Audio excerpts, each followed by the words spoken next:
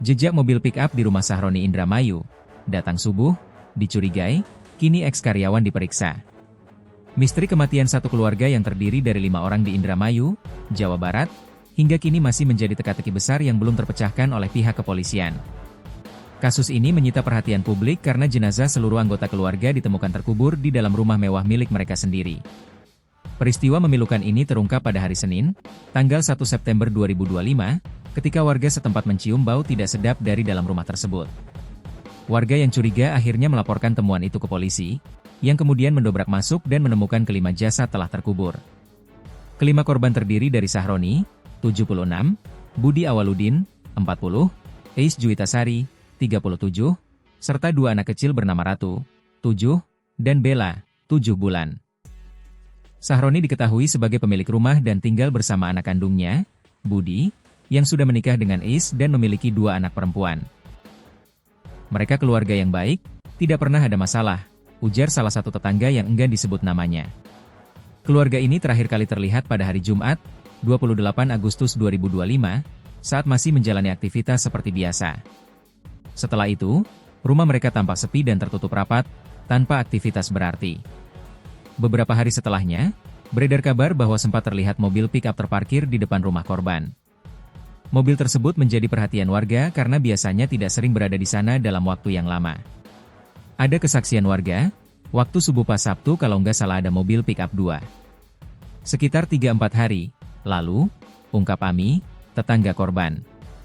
Keterangan Ami memperkuat dugaan bahwa mobil tersebut mungkin terkait dengan kejadian tragis ini. Setelah rumah dibuka paksa oleh polisi, kelima jasad ditemukan dalam satu liang di bawah pohon nangka yang berada di area belakang rumah. Korbannya dikubur jadi satu di dalam rumah, di bawah pohon nangka, kata Ami lagi, dengan ada suara yang masih terkejut.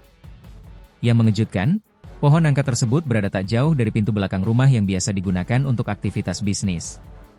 Sahroni diketahui memiliki usaha sarang burung walet yang menempati sebagian besar lahan belakang rumah.